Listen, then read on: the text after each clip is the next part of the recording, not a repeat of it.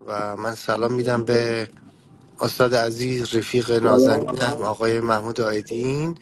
من ازش تشکر میکنم برای اینکه پذیرفت. فکر میکنم که این واجب بود که بگیم سناریو مهمه و ایده اساسی و نهانی و اون چیزی که به قول معروف اتم یک سناریو، یک کانسپت و یک ایده است. من تشکر میکنم از محمود آیدین نازنین و همینجا از آرمین جانم تشکر میکنم. میخوام تمام وقت رو بدم به محمود نازنین که استفاده بکنه. فقط یه چیزی بگم. امروز بعد از اینکه تمام من مایک در اختیار خود آقای آیدن هست، فکر میکنم حالا حدودا نیم ساعت یا بیشتر میتونید سوالاتتون رو شروع کنید. بعدش دیگه به قول معروف همه با هم پیش میبرید هم، چون این اصلا اساس چیزی که آقای آیدن میخواستن. من مایکم میبندم، از همتون تشکر میکنم و امیدوارم روز بی نظیری داشته باشیم. در خدمتم محمود جان. مرسی. به نظر من روز بی‌نظیر فقط روز شروع و پایان هستیه. کم نظیر ممکنه باشه روزهای زیادی در زندگی. خوشحالم شهرام که منو به عنوان یکی از در واقع آموزگاران مدرسه و کلاس خودت قرار دادی. ممنونم و به همه سلام میدم و امیدوارم که بتونیم مبحثی به نام ایده رو آنقدر که ازش درک میکنه ذهن تک تکمون به اشتراک بگذاریم و در موردش صحبت کنیم. حقیقتش شاید باید قبل از اینکه به هنر، سینما و ایده فیلمنامه بپردازیم بهتره که در ارتباط با ایده یه مقدار عقب‌تر بریم. یعنی در واقع ایده میشه گفت که الف هستی و نیستی. ایده پیش از عمل همیشه بوده و هیچ اتفاق بی ایده‌ای در تاریخ وجود نداشته. در واقع هیچ اتفاق عقلانی بی ایده‌ای نبوده، حتما سنجش شده. در این سنجش از اول هستی، یعنی قبل از اینکه هستی وجود داشته باشه، قطعا ایده هست بوده و بعد ایده تبدیل به عمل شده و اجرا شده و شده هستی. و میرسیم اما در ارتباط با فیلمنامه. حقیقتش اینه که در ارتباط با آموزش‌های فیلمنامه نویسی شاید الان بیشتر از 100 کتاب و مباحث و مقالات زیادی در ارتباط با ایده و فیلمنامه نوشته شده. به خصوص در ارتباط با فیلمنامه زیاد داریم. من خودم به شخصه به شکل مستقل کتابی در ارتباط با فیلمنامه به دستم نرسیده. خیلی هم کنجکاو بودم، سالها به شکل دسته گریخته دنبال میکردم ببینم که چه مطالبی در ارتباط با ایده نوشته شده و یادم نمیاد که، یعنی چی پیدا نکردم و یادم نمیاد که یک مطلب جدی خونده باشم. آن چیزی که مشخصه اینه که بعد از تاریخ سینمای داستانگو انگار که اول فیلمنامه مبحث قرار گرفته. همیشه وقتی میدیم واحدهای دانشگاهی میبینیم در ارتباط با فیلمنامه صحبت میکنن. در همون واحدهای دانشگاهی که قراره عده لیسانس و دکترای فیلمنامه بگیرن، در ارتباط با ایده حتی میشه گفت که شاید یک واحد کامل ندارن و فقط یک جلسه یا چند ساعت فقط در ارتباط با ایده صحبت میکنن. در حالی که اگر ما بگذاریم که فیلمنامه یک محصول هنر صنعته، ایده بخش هنری و خلاقیونه و پرورش ایده و گسترش اون میشه گفت که بخش صنعتی فیلمنامه است و اون بخش رو بیشتر بهش پرداختن در حالی که به ایده نپرداختن خیلی زیاد. مثل اینه که ما خیلی مبحث و موضوعیت زمین به عنوان مهندس برای ما خیلی مهم نباشه، ولی این که در اون زمین چجوری بنا بسازیم، چجوری تریپلکسش کنیم، چجوری زیر زمین بدیم، پارکینگ بدیم، همه اینا رو بسیار دقیق، عمیق، کنجکاوانه کنکاش کنیم. اما اینکه آقا اصلا زمین کجاست، در کدوم منطقه است، برای چه مخاطبی ساخته میشه اینجا و نمیدونم ابعادش چجوریه، سایش چیه، نورش چیه، همه اینها باید باز بشه. ایده اینقدر مهم و حیاتی و حساسه. شاید بعضی از شما شنیده باشید ظاهرا قبل از انقلاب کارگردان تهیه کننده های حرفه‌ای سینما عموما به کسی نمیگفتن فیلمنامه جدید چی داری، میگفتن قصه جدید چی داری. چرا که پیدا کردن قصه جدید واقعا خیلی سخته، ولی پیدا کردن این که فیلمنامه نویسی که بتونه یه قصه جدید رو به فیلمنامه تبدیل کنه خیلی بیشتره، چون اون بخش صنعتیه و خیلی ها آموزش دیدن و خیلی ها کتاباشو خوندن، ولی این بخش خلاقه است، خیلی ربطی به آموزش نداره، شاید ربطی به تجربه داره یا آموزش های غیر مستقیم داره. به هر صورت اگه بخوایم که وارد این مبحث بشیم، اول برگردیم ببینیم که ما موضوعمون چیه. موضوعمون سینماست و در سینما چیه؟ فیلمنامه. و فیلمنامه اساسش بر اساس چیه؟ بر اساس ایده. ایده باید چقدر باشه معلوم نیست، گاهی واقعا یک خط میتونه یک ایده یک سریال 100 قسمتی بشه و گاهی یک ایده میتونه حتی تا حد 1 صفحه تا 3 صفحه هم به اصطلاح بشه گفته ایده یک فیلم میتونه باشه، ولی اندازه تایم طولانی کوتاهش اصلا در واقع مشخص نیست. داشتیم دارم میگم از 2-3 ساعت داشتیم در یک فیلمنامه تا چندین صفحه به عنوان کار.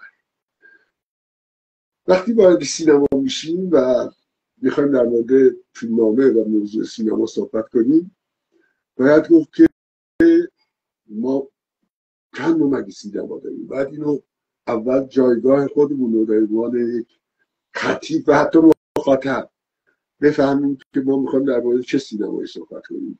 2 جور بیشتر در جهان سینما نداریم. یک سینمای بدنه یا سینمای متعارف یا سینمای الهام گرفته بیشتر از هالیوود، سینمای قصه بود، سینمای که در واقع همه میشناسیم، و یک سینمای غیر متعارف، سینمای خاص، سینمای هنری که به عنوان سینمای جدی در دنیا دوستداران خودش رو پیدا کرده. دیگه نزدیک به 1 قرن میشه، شاید کمتر، مثلا 70-80 سال که سینمای هنری جلوه دیگری از خودش نشون داده. در اوایل سینما هم فیلم هایی که مبحث و موضوعشون مخاطب و جذب مخاطب نبوده هم وجود داشتن، ولی هنوز انگار که به اصطلاح مانیفست سینمای هنری هنوز پرورش پیدا نکرده. پس ما اگر تصمیم کنیم سینما رو به یک سینمای مخاطب پسند، به یک سینمای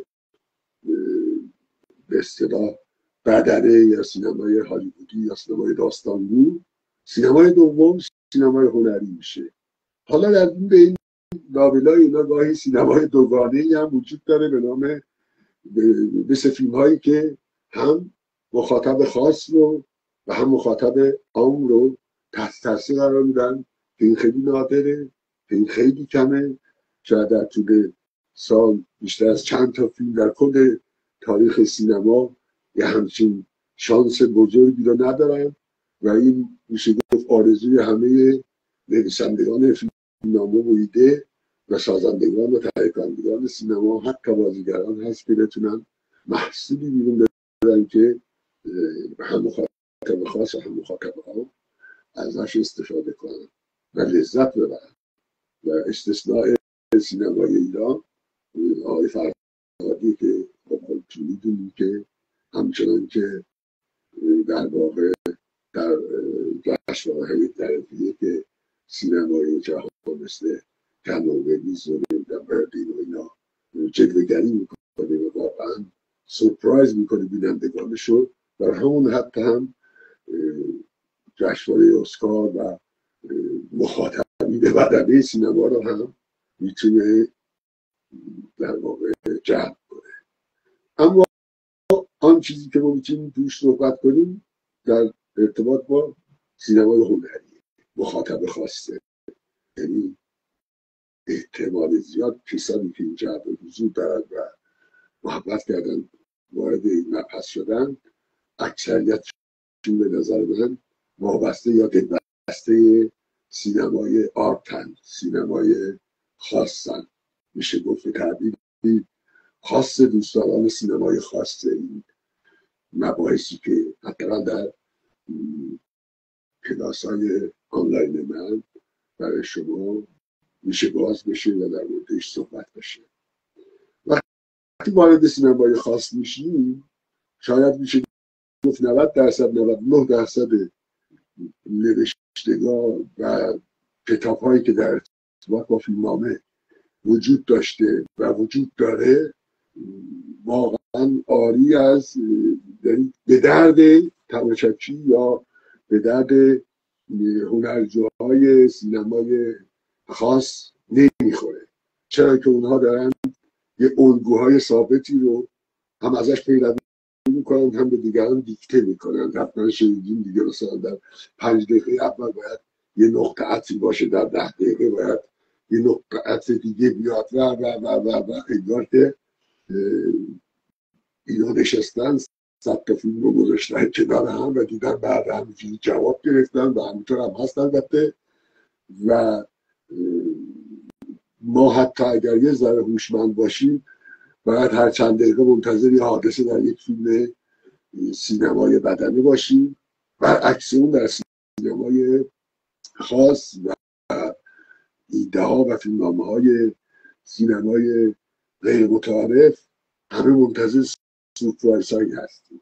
این سورپرایز میتونه حتی گاهی کسل کننده باشه، اما آنچه که هست مثل رمان، مثل دست نوشته ها، حتی دل نوشته های یک سری ادیب و نویسنده خیلی منحصر به فرده و در این منحصر به فردیشون دیگه نمیتونیم بگیم که آقا شما چرا مثلا الفبای نمیدونم آموزه های فیلمنامه‌نویسی متعارف رو رعایت نمی‌کنید یا باید رعایت کنید.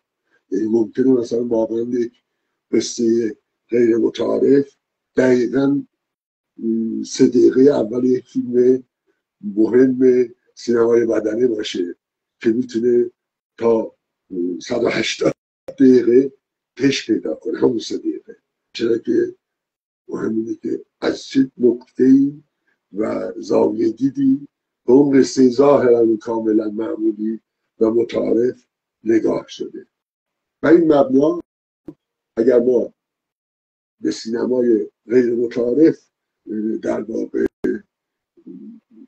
علاقه‌مندیم و گرایش داریم و داریم میریم این سینما رو تجربه کنیم یا تجربه میکنیم و داریم تجربه هامون رو مرور میکنیم یا اضافه میکنیم به تجربه هامون، حتی از طریق همین گپ و گفت، باید بگویم که مهمترین مبحثی که اینجا میشه باز کرد بحث ایده است. حقیقت هم در ارتباط با ایده معتقدم که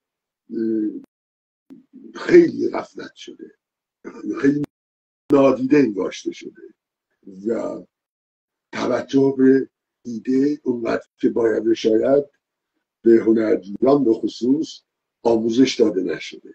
و این مبنا همونجوری که قبلا هم اشاره کردن بیاییم و بحث ایده رو جدی بگیریم و بحث خلاقه یک داستان رو. وقتی ما متریالمون برای مخاطب خاصه، پس باید ایده هامون هم خاص بشه. در واقع میشه گفت خاصیت خاصی رو از ایده های سینمای هنری و غیر متعارف بگیریم، چیزی وجود نخواهد داشت که دیگران رو در ارتباط با سینمای آرت جذب کنه. میشه گفت که اگر آماری نگاه کنیم میتونم بگم که بزرگترین مشخصه و شباهت چیزی بزرگترین تفاوت فیلم های هنری تاریخ سینما با هم دیگر در تفاوت ایده هاشونه. اصطلاح میکنم، شاید درست نگفتم، بزرگترین شباهت فیلم های هنری در تاریخ سینما عموما، مطلق که نیست هرگز، عموما تشابه خاص بودن ایده هاست. یعنی همشون یه ایده ای دارن که اکثرا ما نشنیدیم، ندیدیم. ممکنه که موضوع حتی اون تک خطیه که قبلا شنیدیم، ولی در گسترش از یه زاویه‌ای وارد قصه میشن که اون زاویه خاصیت خاصی رو برجسته میکنه و یک فیلمساز رو کنجکاو میکنه اونو بسازه، یا ترغیب میکنه و یک تهیه کننده رو خصوص ترغیب میکنه که سرمایه گذاری کنه برای اون فیلم. و این مبنا ما نسبت به ایده باید توجه شاید بگم که عمیق‌تر و دقیق‌تری داشته باشیم تا نسبت به گسترش یک ایده به یک فیلمنامه. نمیخوام سهم اون رو نادیده بگیرم، ولی نمیتونم درصدش هم نادیده بگیرم. در واقع اینجا حداقل بهتون بگم که پیدا کردن یک ایده ناب به قدری سخت میشه، خصوص در سینمای فیلم کوتاه. شاید به نظر نیاد پیدا کردن ایده ناب برای فیلم کوتاه و ساختن فیلم کوتاه خیلی سخت تره تا اینکه حتی برای سریال یه قصه رو پیدا کنیم. برای اینکه در موجز کوتاه‌ترین شکل باید شروع وسط پایان چیزی باشه که تماشاچی با یک در واقع محصول هنری خوب خاص به خصوص برای مخاطبان خاص روبرو بشه. میدانم که اکثر مخاطبان ما ممکنه که در واقع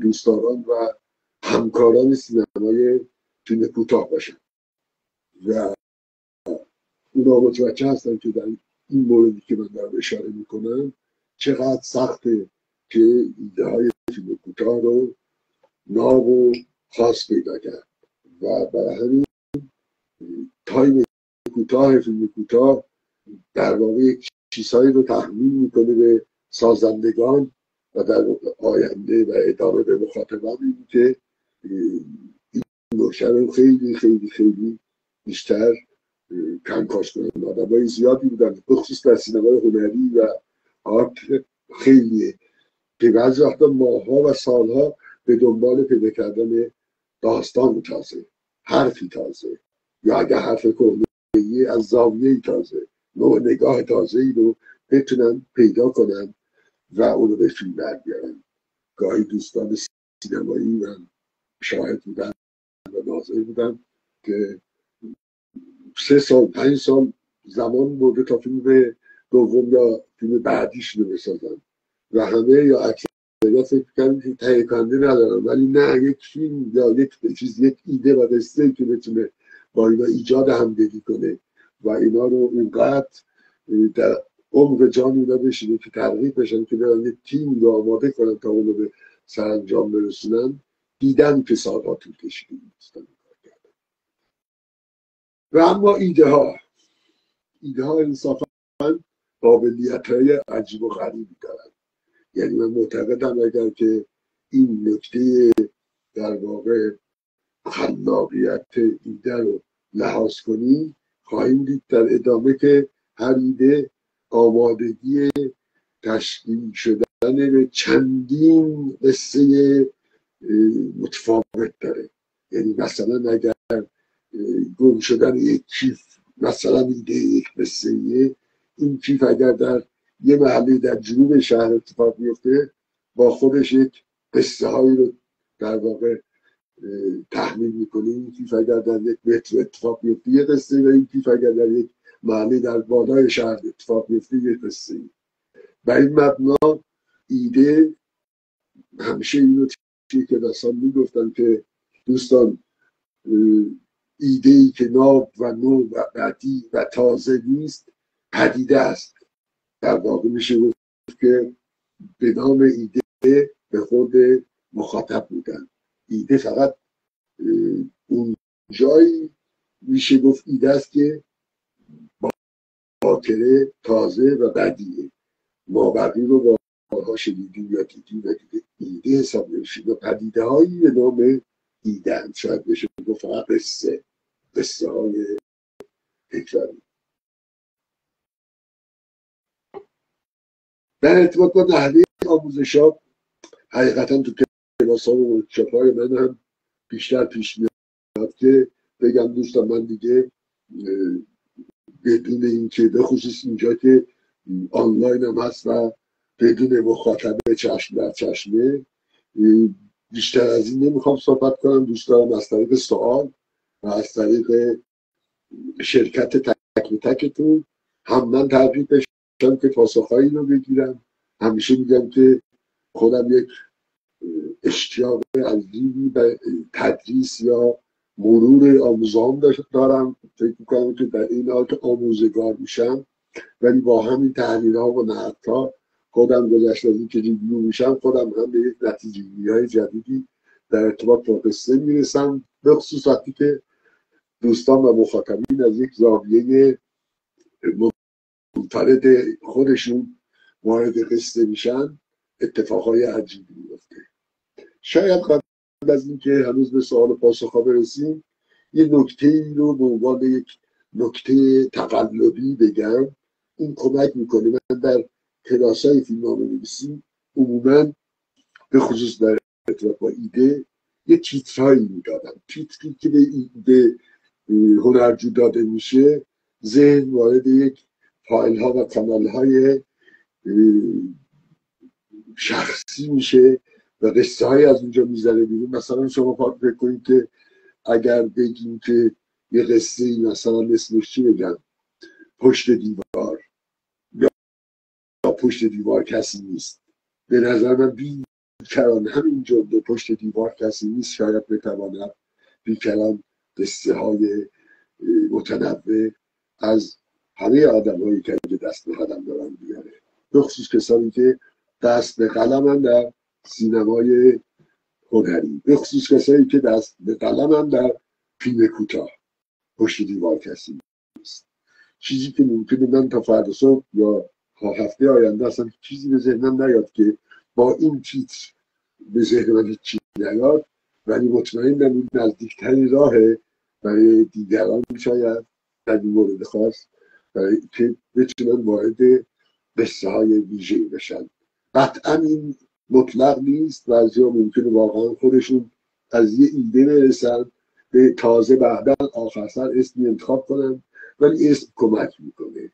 اسم این که من تنها نیستم ممکنه یک فایل و قصه ای رو در ذهن یکی باز کنه که بارها شده تو کلاسای من چنان سورپرایزم کردن که من با افتخار اشتیاق ازشون خواهش کردم از هنرجوام که بیاین رو با هم پرورش بدیم و به اثر تبدیل کنیم، برای اینکه چقدر ایده تو از زاویه‌ای که دیده بودی خاص و باکره و نو بود و اصلا راهی سورپرایز های بزرگی وجود داره. چون باز دارم میگم مبحث خلاقه سینما و فیلمنامه بحث ایده است. فراموش هم نکنید که همون ایده تبدیل به محصولی میشه که تازه به فیلمنامه تبدیل میشه و بعد از فیلمنامه خب میدونیم تا کس تولید، پیش تولید و پس تولید و تولید و چقدر جریان فقط بر اساس همون چند خط اولی اتفاق میفته. پس اون خیلی مهمه، به خصوص در سینمای آرت و هنری. من آمادم همشهران عزیز اگر دوست داره وارد گپ و گفت بشیم، هم اگر دوستان سوالاتی داشتن تا این لحظه کردن یا قرار بکنن توی از پس سوال به پاسخهایی برسیم. آنچه که تا اینجا گفته شد میشه گفت که الفبای ورود به یک بحثیه که امیدوارم که حتی در حد یک کتاب بحث برای تک تک پیش بیاره.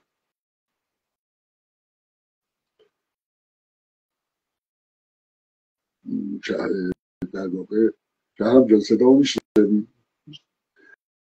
سوالی مطرحه.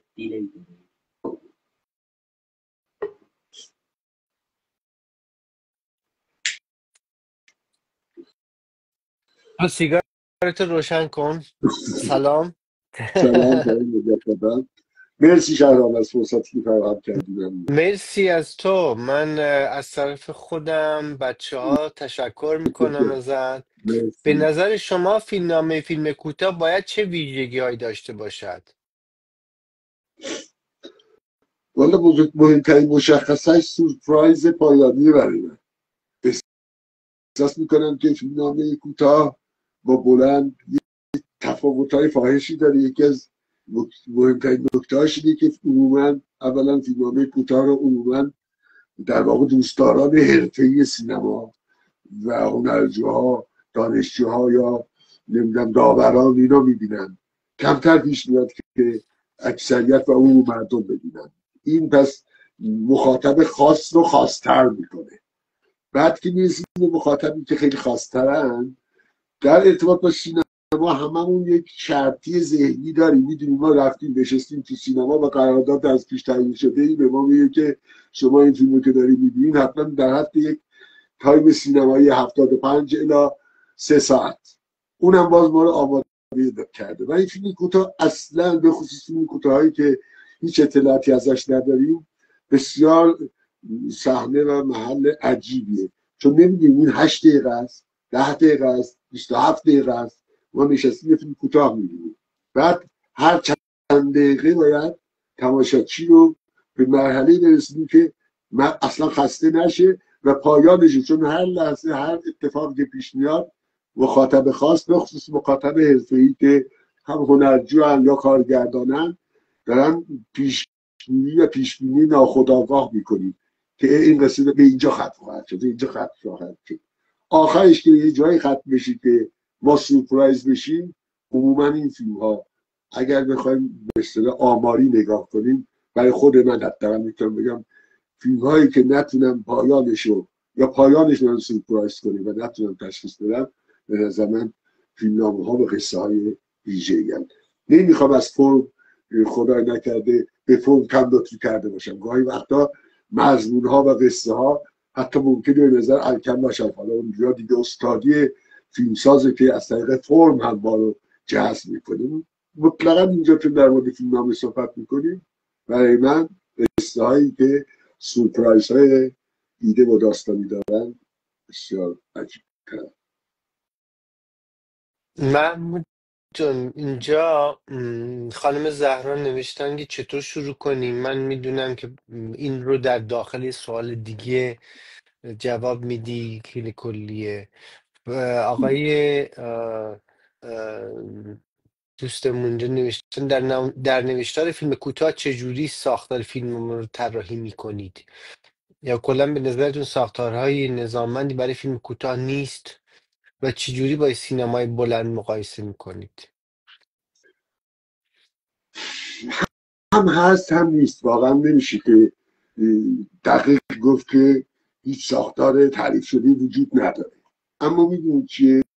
فکر میکنم مثلا ما قبل از این اگه حتی به داستانگویی رو ریشه فیلمنامه بذاریم که هست قطعا، یعنی بیش از اینکه فیلمنامه وجود داشته باشه داستان ها بوده، داستان ها هم بعدها به تصویر کشیده شده.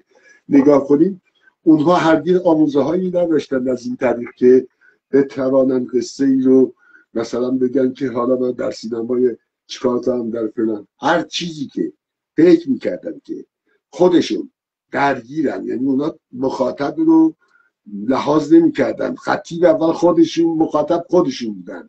یک حتی میتونم بگم یک داد و ستد روانشناسانه، جامعه شناسانه از تجربیات خودشون. مثلا میخوایم برگردیم بگیم که بارها پیش اومده، من داور بودم یا دیدیم این فیلمی که ساخته فقط نشون میده که این آدم کارگردانه. این فیلم کوتاه تکه ای از یک فیلم بلنده، مشخص میکنی که این قشنگ استعداد فیلمسازی رو داره، چه بازیگری، چه لوکیشن، چه همه چیز. ولی فقط معلومه که از یک فیلم بلند یعنی خواسته استعدادش نشون بده، در حالی که خود سینما و فیلم کوتاه محصول مستقله. یعنی در کوتاه‌ترین شکل شما میتونید قصه خودتون رو روایت کنید، هیچ ربطی هم به سینمای بلند نداشته باشید. به خصوص در سینمای کوتاه این جسارت‌ها واقعا قابل قبطه خوردنه، چون هیچ وحدیتی وجود نداره. گاهی وقتا هممون حتما دیدیم از یک چشمی در انسان رو وارد زندگی میکنه در 3 ثانیه 30 ثانیه 100 ثانیه واقعا تعجب میکنیم و سورپرایز میشیم. امیدوارم من تونسته باشم پاسخ بدم اه، واقعا برای این دوستان. اینجا یکی از دوستانمون نوشتن، ام، بخشید هی میپره اینجا رو. نه خواهش می‌کنم. نوشتن که استاد چگونه یک پایان ساده پایانی ماندگار میسازید؟ واقعیت اینه که چگونه گفتن مهمترینه تا چجوری گفتن، چیز از چه گفتن. وقتی ما چگونه گفتن رو لحاظ میکنیم ممکن یک پایان ساده مثل یک خداحافظی عادی یک مهمان ممکنه به یک پدیده تبدیل بشه. اگر بخوایم به گونه ای بگیم که بیگونه باشه. همیشه میگم بچه با سکانس های زیادی به ذهنمون میاد، بیایم سعی کنیم یه سکانسی به ذهنمون بیاد در مسیر قصه‌مون که متعارف نباشه، چون ذهن ما شرطی شده تجربیاتی که عموما شکل همن، ما اون رو پیدا کنیم که غیر شکل هم باشه. یادم یه زمان در مورد جنین میخواستم یه فیلم چیز در مورد اجاره رهن میخواستم فیلم نامه بنویسم، میدیدم که خیلی نوشته شده. یک جایی یه قصه به ذهنم اومد که اون قصه اینجوری بود که خب 2 نفر تصمیم گرفتن که رحمی رو اجاره کنن، قبل از اینکه بچه به دنیا بیاد یکیشون مرده، حالا اینو چیکار کنه؟ خب جالب. محمود، من از 2009 درگیر همین مسئله بودم و انقدر باهاش در واقع کلنجار رفتم که ورژن های مختلفی رو در این ور اون ور دیدم که با همین چیزی که میگی به قول معروف این در ورز دادنش بودن ورژن های آره مختلف. میگم یادم یه چیزی پیدا کنیم که چیزی نشنیده و ندیده. هفته من 2 هفته پیش یه دوستی یه طرح سریال 7-8 صفحه‌ای به من داد. یه نکته تو اون اونقدر نادر بود که در تاریخ سینما حتی در تاریخ قصه کسی نشنید. گفتم اجازه بدید اینم من با سینماییش بکنم، با این که مثلا طرح اولیش از توه. یک نکته یا واقعا میتونم بگم فقط یک سطرش یک ایده نابی داشت که واقعا به من یک داستانی بعد از مدت‌ها، من برای اولین بار یا شاید سومین بار تو زندگیم به یکی گفتم بیا با هم دیگه تو رو خدا اینو اجازه بده من ازش استفاده کنم، اینقدر فکر و تازه بود. خیلی خوشحالم تو در مورد جمعی چیز کار کردی، رهن اجاره‌ای از مدت‌ها. آره 2000 بعد از زمزم بابات 2009 یا 10 ورسیوناش رو شروع کردم و ورسیونای مختلف، بعد به یه دلیل متوقف کردم، بعد دوباره شروعش کردم. ام، و همین مسئله که میگی خیلی مهمه. خود اون کانسپت یه مسئله است، اینکه چطور تو این رو میبینی این خیلی مهمه. وگرنه چه بسا الان دوستان نوشتن، من چون ربط داره اینو بخونم، ایشون نوشتن در گذشته شنیدم که از ازلیت تا ابدیت قصه ها یکی هستن و فقط صورت واقعه فرق میکنه. آیا درست است؟ منظورشون فرمه. خب واقعا ما چون داریم در مورد مضمون صحبت میکنیم، فرم رو من نمیتونم اینجا واقعا بگم که گرچه هیچ چیزی حتی مضمون هم با یه فرمی انتقال داده میشه، ولی مضمون رو فراتر از فرمش بستگی به مثال ساده تر بهتون بزنم. شما فکر کنید که ما اعلام میکنیم که یه ایده وجود داره، یک سوسک و یک مجتمع باعث مرگ یکی از ساکنین میشه. این یک ایده است، مضمونی است که بیکران فرم میشه باش تعریف کرد، بستگی به نویسندهش داره، تازه بستگی به حال نویسنده هم داره. متوجه؟ گاهی وقتا نویسنده خوشحالی داره این مثل رو روایت میکنه، گاهی وقت ممکنه خیلی طنز، یعنی اصلا زاویه دید سوسک ببینه. گاهی وقتا یه نویسنده ولی بستگی به حال سوسکه نداره. بالاخره سوسک رو میسافه. نه، اینو با من پارادوکس انداختم که یه میزنه لبخند نه بزنید. همچه نه واقعیت یک سازنده سیستمی که باعث یه قتل میشه، ایده کسی که اون ایده به ذهنش اومده. من نمیدونم چند نفر از بچه ها اینو فکر کردم، ولی من حاضرم شرط ببندم. خب البته مشکل رو حل کنم بعدن که میگن تو ریاضی ما نمره نمی آورد حل میشد، میگم چقدر آسونه. بچه ها این چیزی که من الان این شوخی که کردم، این شوخی جدی آنالیزش میکنم براتون، خیلی جدیه. جدی من است.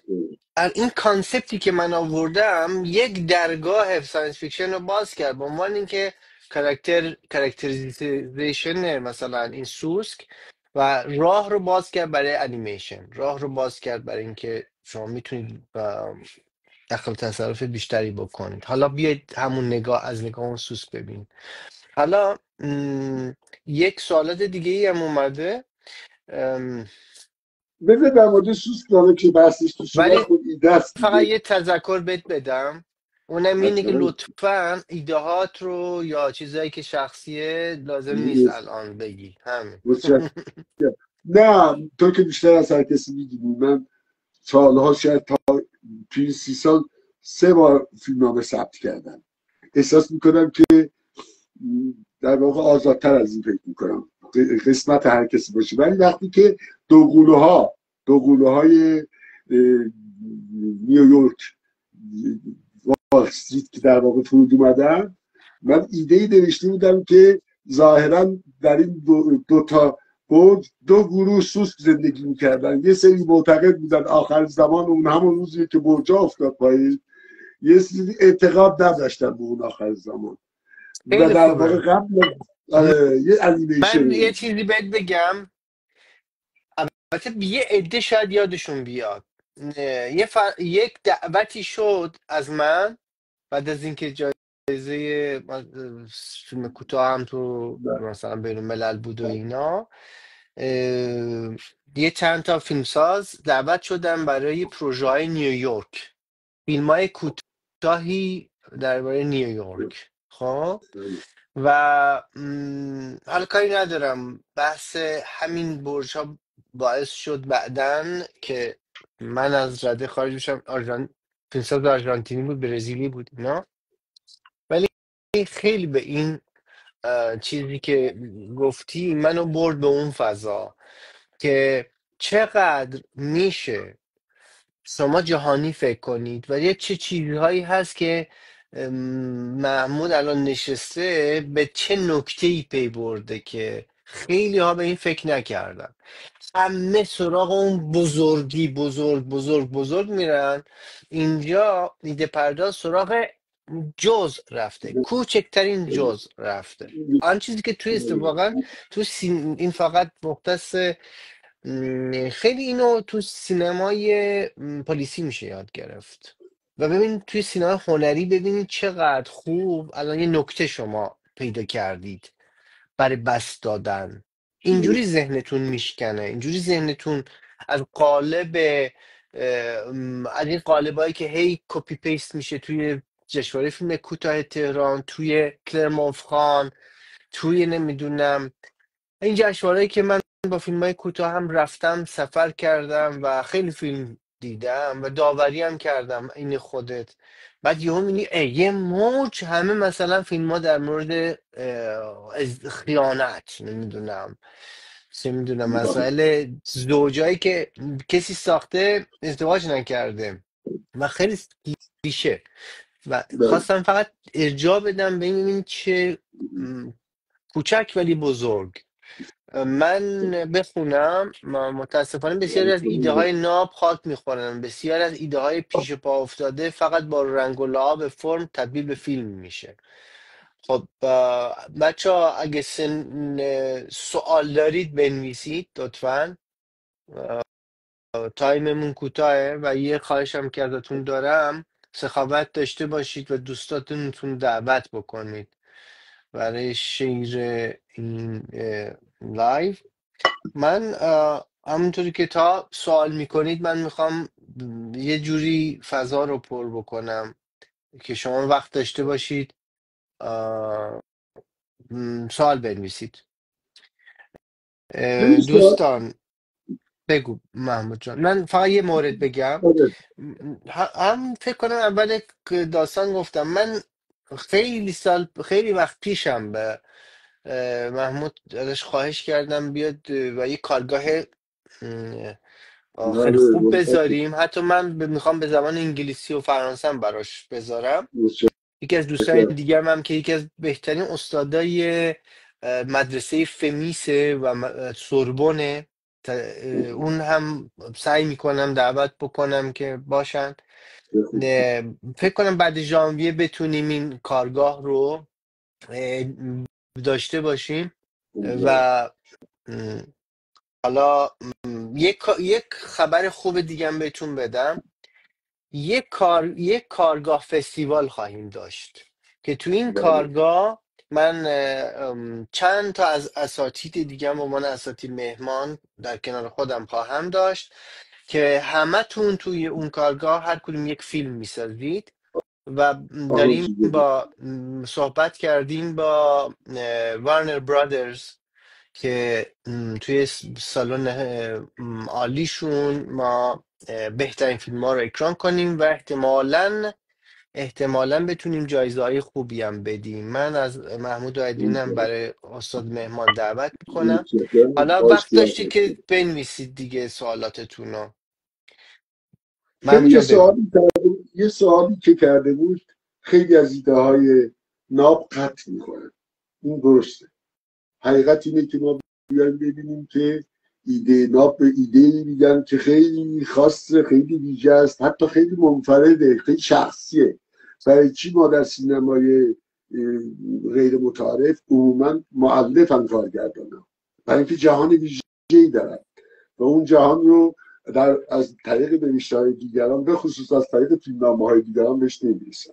ممکن است طریق بعضی از ایده‌های چند خطیشون برسن. برای این مبنا خط می‌خورن، تهیه کننده باهاشون ربط نمیگیره و بهشون بودجه نمیده. حتی دولت‌ها گاهی وقتا نمیدن و خودشون میرن میسازن و بعدا ما می‌بینیم شاهکارهایی بودن.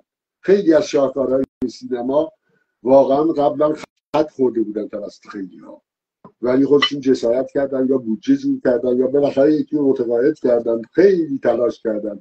ما بارها داشتیم فیلم های خوب رو وقتی فیلمسازاش به درد دل نشستن دیدیم سالیان سال برای به جا انداختن این موضوع که این قصه الان جاشه، درسته، و خیلی تلاش کردن تا تونستن متقاعد کنن.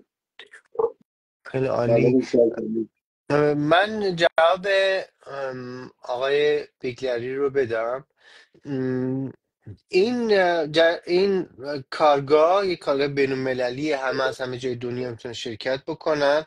گروه بندی داره و آنلاینه. شما به راحتی میتونید شرکت بکنید. محدود خواهد بود قطعا و در این مسیر از ایده که با یک نطفه این کارگاه شروع میشه، شما با فقط قلم و کاغذتون میای و با فیلمتون که تیتراژ میخوره و موسیقیش کار میشه این کارگاه تموم خواهد شد و روی پرده دیده بشه دیگه. ما هم که خستگیمون در میره. توی لندن احتمالاً و توی پاریس داریم فراهم میکنیم. برای تشکر کردم برای جواب زیباتون. میتونید همینجا با دوستانمون در ارتباط باشید توی آیز وایز. چه ویژگی های فیلم های ممتاز تاریخ سینما را متمایز میکند؟ این یک سوال. اینو من پاسخ دادم در مطلبی که اول پس گفتم. من رد میشم ازش. نه آره، یه بار شاید در واقع تکرارش بد نباشه. مهمترین مشخصه اکثر فیلم های ناب و خاص تاریخ سینمای خاص خاصیت خاصی قصه هاست. یعنی شما مثلا الان برید آمار 100 فیلم اول مثلا جشنواره فلان رو بسنجید، میدید کمتر قصه شبیه به هم وجود داره، کمتر داستان شبیه به هم وجود داره. اصلا همیشه میگم اون آدمایی که نشستن این فیلم رو انتخاب میکنن، اول سه خطی هایی که ما میفرستیم براشون سر فیلم 4 خطی، یه صفحه‌ای، نیم صفحه‌ای، اونا جذبشون میکنه. چون اون قراره 2000 تا کار ببینن. اول کارهایی رو میبینن که خودشون جذبش میشن و یه قصه رو میشنون که تا حالا نشنیدن، از یه زاویه جدید شنیدن یا ندیدن.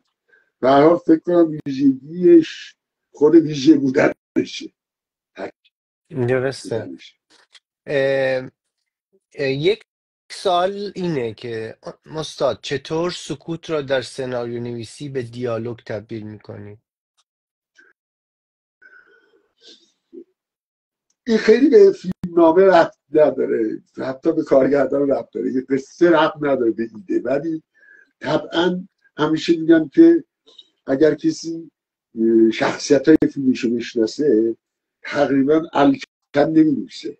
بعضی وقتا میگم تقلب کنید، اگه نمیتونید مثلا شخصیتتون در نمیاد، یا به پسرموتون فکر کنید که همسن سال اونه، یا اکتاش در میاد، سکوتاش در میاد. ما تو فامیل آدمایی داریم که با سکوتشون بیشتر حرف میزنن تا آدمایی که با حرف میزنن. اینا چیزایی که باید یا تجربه کنیم، یا تجربه ای رو که ذهنی الان تو ایدمون اومده بتونیم در واقع این تجربه رو گرچه تازه و نوعه ولی بتونیم پختش کنیم و به مخاطبمون منتقل کنیم. سکوت، من خودم خیلی آدم پر حرفیم، در مورد سکوت واقعا خیلی حرف ندارم. اینجا یکی از دوستان نوشتن که میشه چند تا کتاب فیلمنامه کوتاه، چند کتاب برای فیلمنامه کوتاه و کارگردانی اگه میشه معرفی بکنید. من متاسفانه خیلی کتابخوان نیستم، ولی مطمئنم که همیشه بیشتر از اینکه ما دنبال کتاب ها باشیم دنبال نویسندگان باشیم. اگر نویسنده هایی رو اوکی میکنیم، گاهی وقتا حتی مصاحبه با کارگردان ها برای من بیشتر سینما رو آموخته تا حتی فیلمی که در موردش دارن حرف میزنن. چگونه رسیدن، چجوری رسیدن و از چه زاویه‌ای دیدنشون، وقتی در واقع آنالایز میکنن تازه میبینیم که چقدر دم دستی بوده چیزی که ما فکر میکنیم چقدر سخته. ما ما حدود کمتر 10 دقیقه و 20 ثانیه وقت داریم دوستان. و لطفا سوالاتتون رو بنویسید، بقیه تایم در اختیار خود استاد آیدین هست. یکی از سوالاتی که نوشته بودن تجربه همکاری شما با کارگردانان و در واقع سناریست های دیگه بود که بله فکر کنم همین بود. واقعیت اینه که من در زندگی خیلی هم دوست دارم یه روزی مستندی به نام سهم سنگین شانس رو در زندگی آدم هایی که در مسیری که میخواستن موفق باشن موفق بودن بسازن، که اینطور نیست که حتما استعدادی فراتر از متعارف باعث شدی که بعضی ها دیدشن. شانس خیلی سهم داره که من خودم این شانس رو داشتم که توانستم به طور اتفاقی در روزی که اصلا فکر نمی کردم، یعنی از ساعت 2 فهمیدم من بعد از ظهر در جای خواهم بود که استاد کیارستمی هست و این فرصتی طلایی است که من خودم رو به اون برسونم و قصه هامو دستش بدم و همون مسیر زندگی منو عوض کرد. ولی حقیقت اینه که میشه گفت که نمیخوام بگم منکر تلاش ها و اینا بشم، ولی سهم شانس رو خیلی خیلی درش سعی خود میکنم خود استعداد آقای کیارستمی، من خودت میدونی هر دومون بهش نزدیک بودیم، منم همینطور. خودش به من گفت دو جمله در این مورد داره، یه جملهش که جای دیگه هم گفته ولی یه جمله رو نگفته جایی. هر دو رو میگم بهتون. یکی این که گفت که شانس خیلی مهمه چه جالب. و گفتش که حتی توی فیلمنامه هم یه بخشی رو میسپرم به شانس. و اون داستان چوگان که همیشه میگه دیگه که من این گوی رو میزنم و این گوی چوگان که من میزنم حالا بعدش اون منو میبره. بله یعنی بله و یه جای دیگه هم که اشاره میکنه به تقابل شطرنج و تخت نرد و میگه این تخت نرد در جواب هدیه که یک رجزخوانی فکری بوده مثل پدیده بله از هند به ایران اومده و اونجا بزرگمهر بله رو کم کنی. آره بزرگمهر میاد تخت نرد رو درست چیز میکنه تو تایمی که بهش دادن و میفرستن و فرق تخت نرد اینه که اونجا شانس داره درس میده به اونا که همه چیز فکر نیست بلکه شانس هم دخیل در سرنوشت اینجا. مم، از آقای کیارستمی یه مطلب دیگه هم بود که خیلی من ازش تقلب میکنم و وقتی با ذکر نام همه جا میگم. میگه که آسمان خیال ما بال پروازیه که مثل یه بادکنکی بادبادکی در فضای بیکران رهاست. این زیباست به شرطی که نخش به واقعیتی در روی زمین وصل باشه. یعنی این یهو از یک فانتزی به یه واقعیت عمیقی اشاره میکنه. آقا باشه شما هر چی تخیل میکنی بکن، اگر نخش به زمین وصل نباشه به واقعیتی در روی زمین، حتی واقعیتی به نام خواب که خودش غیر واقعیه، ارزش نداره و یا و در بچه ها واقع بعد ببینید چقدر تاثیر گرافیک هست توی این تصویر. ببینید یه اکستریم لانگ شات یه بادبادک و قطعا نخ رو نمیبینید شما ولی اون نخ وجود داره. حالا اون نخ کجا هست؟ اون نخ در خیابان تهران ممکنه باشه، اون نخ ممکنه در یه لوکیشنی در تبت باشه، اون نخ هر کجا به واقعیتی وصل باشه اون تخیل زیباست. یکی از بچه ها نوشته که چه تمرین هایی پیشنهاد میکنید تا امکانات سینمایی موجود در موضوعات سنتی و دستمایه های دراماتیک موجود در جغرافی های محلی و بومی خودمان رو کشف کنیم؟ به نیت کشف هیچ چیز رو توصیه نمیکنم. به نیت کشف من کاشفان نمیرسن. یعنی کشف یک مثل همون شانسیه که در موردش صحبت میکنیم، ولی میشه گفت که تمریناتی رو که من فکر میکنم که ما رو و ذهن ما رو پخته تر میکنه و تواناتر میکنه و به مقصود و مقصد نزدیکتر میکنه، توصیه اینه که با همون تیترها شروع کنیم. یعنی مثلا ما امروز خداحافظیمون رو با چند تا تیتر خیلی عادی که میتونن تیتر یک کتاب، یک فیلمنامه، یه ایده برای فیلمنامه باشن یا حتی یه تیتر یک فیلم باشن شروع کنیم و شما در کوتاهترین شکل، چون ما داریم در مورد اول ایده صحبت میکنیم، بعد تازه ایده ها انتخاب میشن، همونجوری که شهرام رو اشاره کرد بتونیم اونا رو به فیلمنامه تبدیل کنیم، بعد بتونیم اونا رو به محصول تصویری تبدیل کنیم و بعد از موسیقی و تیتراژ بشینیم ببینیم. به قول شهرام خستگیمون در.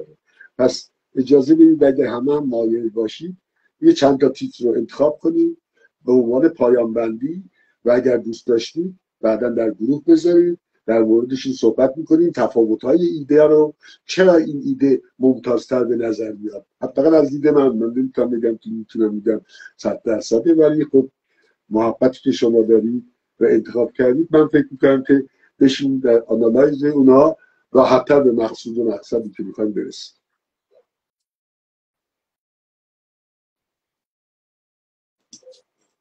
بله. خب الان یک بار دیگه برای دوستان توضیح میدید که متوجه بشن. اینجا یک بار دیگه توضیح بدم اینه که ما بیایم از یک تیترهایی به عنوان تکلیف هفتگی شروع کنیم که اون تیترها برای دوستدارانی که دارن تمرینات قلمی میکنن، به خصوص در ارتباط با ایده و بعد فیلمنامه، بتونه پیام آور ایده های تازه‌ای باشه.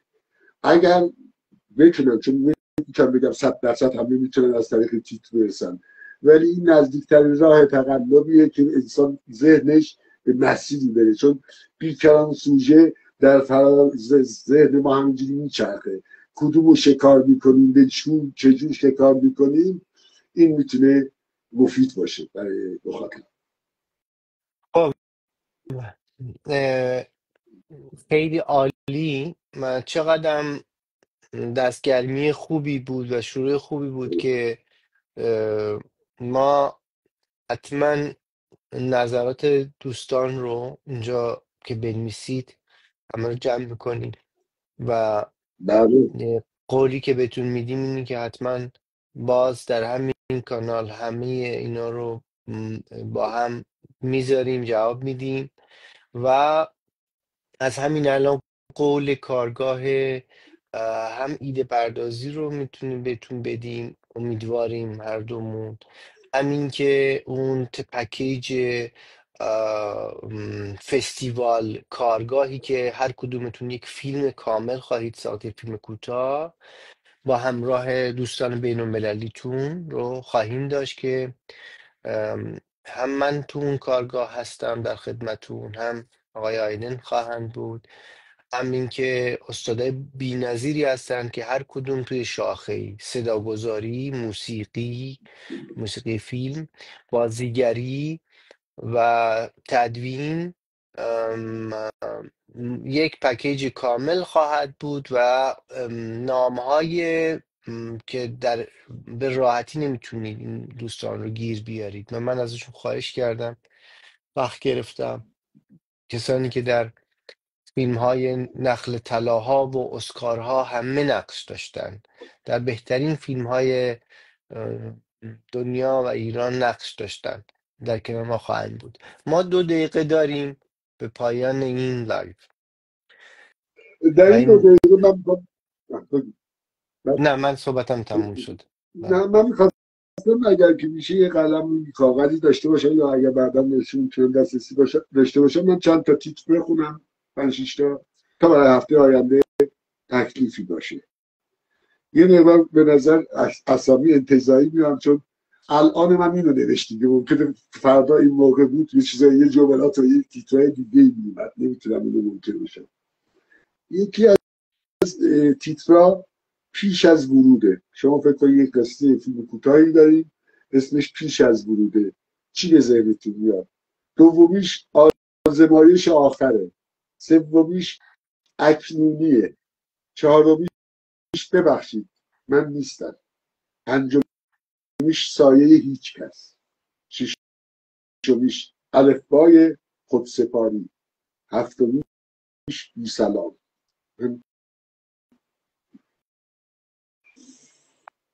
آیا امکان داره برای بار آخر بخونید اینا رو؟ بله و بله بله.